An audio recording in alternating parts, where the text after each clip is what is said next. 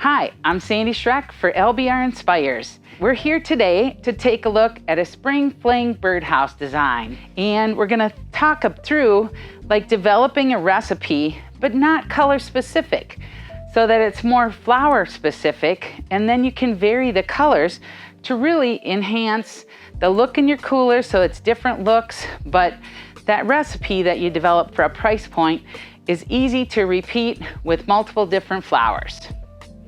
So let's take a look at getting started. Today we're using the Midnight Foam from Smithers Oasis. This is now the same price as green foam, so it is my preference. It's a biodegradable foam that'll degrade 75% in an anaerobic environment in 1 year. So, and it just keeps on going.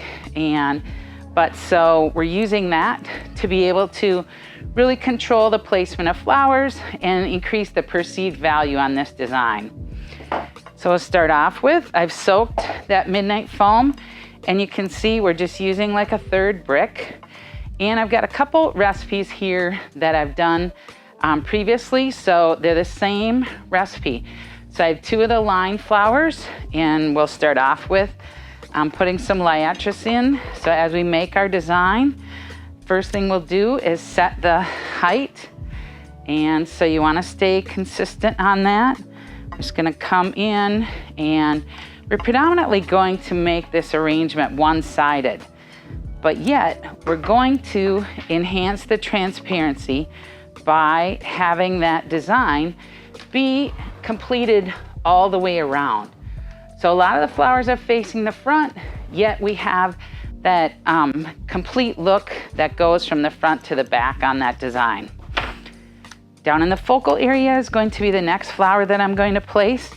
Today I'm using a Free Spirit Rose, high petal count, has that kind of pink yellow combination of colors, and we're just gonna come in right above the lip of the container into the focal area. So my primary line coming into the focal area, and then we're gonna bring another accenting one up higher, and to be able to just draw your eye through the design. Sorry, doing backwards, we wanna go here. So that we kind of have the step down with those 3 flowers there. Next we're going to put in like a novelty flower. So here I've got Alstroemeria, that's a local grown Alstroemeria. We have the Pomponi Gerbs, that's a new gerb that we're growing here at Lembush. And today I have the yellow one. It has a higher petal count that kind of gives you that dahlia look on it. But we're gonna come in, so we're gonna do 2 of those in here.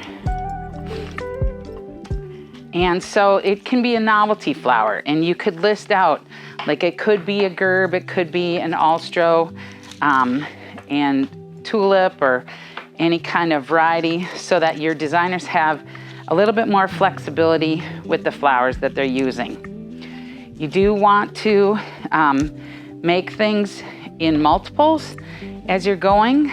Next, we're gonna put in the foliages. And so I'm just using the Leatherleaf. You wanna use it, leave it on that primary stem as much as possible. That'll increase your speed so that you're using your labor efficiently. And so we're just gonna come in and take a look. You look from the back side and see where you can make the cuts to be able to leave it on that main stem while you're designing. And so just coming in with 2 pieces there and not breaking it down really small, because that's labor to me if I'm adding a bunch of little pieces in. All right, then I'm gonna come in with a carnation. So kind of doing repeat of that pattern where we've got 1 up and 1 down. Everybody having their own space. Coming in, and then, so now we're down to like accents and textural pieces that we're doing. We're gonna add a little bird in. So I've got a mushroom bird.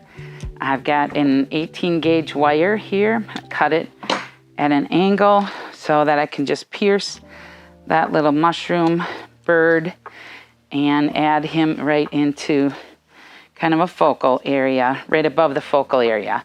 So I want to make sure that I save space for him and that he has a nice place to sit. And then we'll come in with some of the textural accents. So I've got Hypericum that are kind of seed-like and a waxier finish in contrast to the feathery finishes that we see on the Pomponi gerbs and the roughly roses. Another contrasting texture is Eryngium.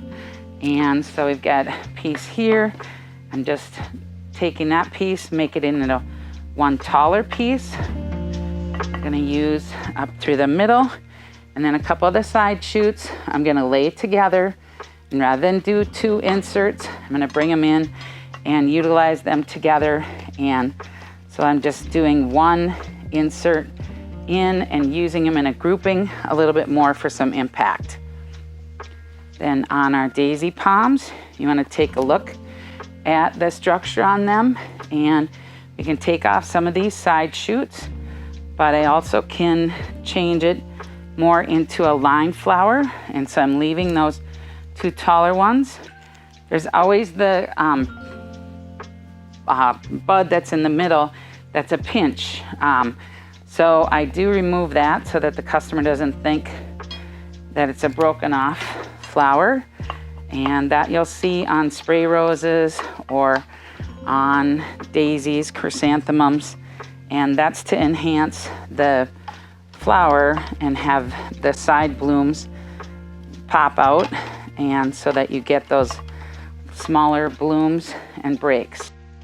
And then we're just gonna use those throughout here, and one more of the little buds coming in. Lastly, coming in with some Statice, so you can vary your foliages. Here you can see I've used some variegated Pittosporum. You could vary your fillers and greens. We've got Lepidium used there, Statice here.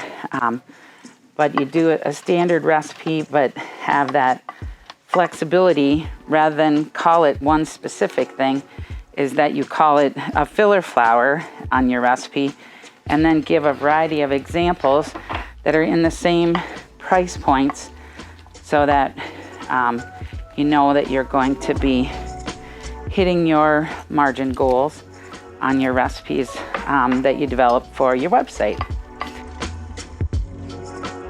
So here you can see just how the different flowers will all work together to create a little bit different looks in your coolers.